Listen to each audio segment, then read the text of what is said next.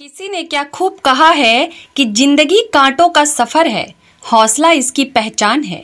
रास्ते पर तो सभी चलते हैं, जो रास्ते बनाए वही इंसान है। सीता माता की नितनेम कहानी। कार्तिक महीने में सीता जी की नितनेम कहानी सुनना बेहद शुभ माना जाता है। माना जाता है कि इस कहानी को सुनने से घर में धन धान्य की कोई कमी नहीं रहती। कार्तिक महीने में सीता जी की नितनेम की कहानी सुनने का विशेष महत्व माना जाता है। कहा जाता है कि ये कहानी माता सीता कहती थीं और श्री राम भगवान इसे सुनते थे। एक दिन भगवान राम को किसी काम से जाना पड़ा। तब माता सीता श्री राम जी से कहती हैं कि मेरा तो 12 वर्ष का नितनेम है, अब आप बाहर जाएंगे तो मैं अपनी कहानी किसे सुनाऊंगी। तब भगवान राम ने कहा कि तुम कुएं की पाल पर जाकर बैठ जाना और वहां जो औरतें पानी भरने आएंगी उन्हें ये कहानी सुनाना। राम आए, लक्ष्मण आए, देश के पुजारी आए, नितनेम का नेम लाए, आओ राम बैठो राम, माखन मिश्री खाओ राम, दूध बतासा पियो राम, सूत के पल का पोटो राम, साल दुसाला ओढ़ो राम, राम संवारे सबके काम, खाली घर भंडार भरेंगे, सबका बेड़ा पार करेंगे, जय श्री राम जय जय श्री राम। माता सीता भगवान श्री राम को यही कहानी सुनाती हैं। जब भगवान श्री राम को किसी काम से बाहर जाना पड़ा तो राम जी ने कहे अनुसार माता सीता अपनी कहानी सुनाने के लिए एक कुएं की पाल पर जाकर बैठ गई। तभी वहां एक स्त्री आई। उसने रेशम की जरी की साड़ी पहनी हुई थी और उसके हाथ में सोने का घड़ा था। सीता माता उससे कहती हैं कि बहन, मेरा 12 वर्ष का नितनेम सुन लो।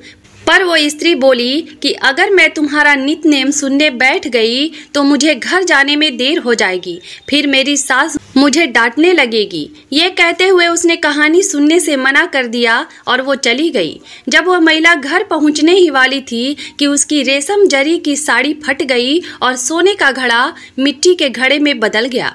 सास ने जब यह देखा तो पूछा कि ये किसका दोष अपने सिर लेकर आ गई है। तब बहू ने कहा कि कुएं के पास एक औरत बैठी थी, उसने मुझे कहानी सुनने के लिए कहा था, लेकिन मैंने उसकी कहानी नहीं सुनी, जिसका मुझे यह फल मिला।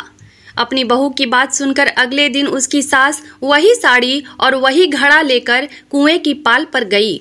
सास को वहीं सीता माता बैठी मिली।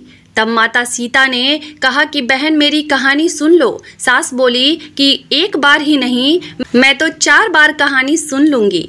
राम आए, लक्ष्मण आए, देश के पुजारी आए, नितनेम का नेम लाए, आओ राम बैठो राम, तपी रसोई जियो राम, माखन मिश्री खाओ राम, दूध बतासा पियो राम, सुत के पल का मोठो राम, साल दुसाला पोठो राम, साल दुसाला ओढ़ो राम, जब बोलूं जब राम ही राम, राम संवारे सबके काम, खाली घर भंडार भरेंगे, सबका बेड़ा पार करेंगे, जय श्री राम जय जय श्री राम। सास ये कहानी सुनकर बोली कि बहन, तुम्हारी कहानी बहुत अच्छी लगी। इतना कहकर सास घर चली गई और उसकी साड़ी फिर से रेशम जरी की बन गई।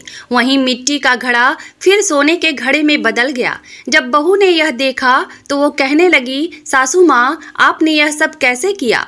सास ने कहा कि बहू तो दोष लगा के आई थी और मैं उस दोष को उतार कर आ रही हूँ। जब बहू ने पूछा कि वह कुएं वाली स्त्री कौन है, सास बोली, वो माता सीता थी, जो पुराने से नया कर देती हैं, खाली घर में भंडार भर देती हैं, वह लक्ष्मी जी का वास घर में कर देती हैं, आदमी की सभी इच्छाएं पूरी करती हैं। तब बहू बोली कि वो कहानी मुझे भी सुना दो। सास बोली कि ठीक है, तू भी सुन ये कहानी। राम आए, लक्ष्मण आए, देश के पुजारी आए, नितनेम का नेम लाए, आओ राम बैठो राम। इस तरह से सास ने भी बहू को पूरी कहानी सुना दी। कहानी बहू को भी बहुत अच्छी लगी। तब सास कहने लगी कि इस कहानी को रोज कहा करेंगे। अब सास बहू रोज सवेरे उठकर स्नान कर पूजा करने के बाद नितनेम की सीता जी की कहानी कहने लगी। एक दिन उसके घर एक पड़ोस की औरत आई और कहने लगी कि बहन, जरा सी आँच देना। तो वह बोली कि आँच तो अभी जलाई नहीं है। तब पड़ोसन कहने लगी कि तुम सुबह 4 बजे से उठकर क्या कर रही हो फिर? तब सास बहू ने बताया कि हम सुबह उठकर पूजा करते हैं, फिर सीता माता की नित नेम की कहानी कहते हैं। पड़ोसन ने पूछा कि सीता माता की कहानी कहने से तुम्हें क्या मिला? तब वे बोली कि इस कहानी को कहने से घर में धन की भंडार भर जाते हैं, मनुष्य के सारे काम सिद्ध हो जाते हैं, मन की समस्त इच्छाएं भी पूरी होती हैं। इसके बाद पड़ोसन ने भी ये कहानी सुनने की इच्छा जताई। वह बोली कि ठीक है, तुम भी यह कहानी सुन लो।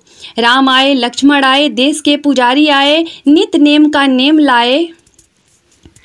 इस तरह से सास और बहू ने अपनी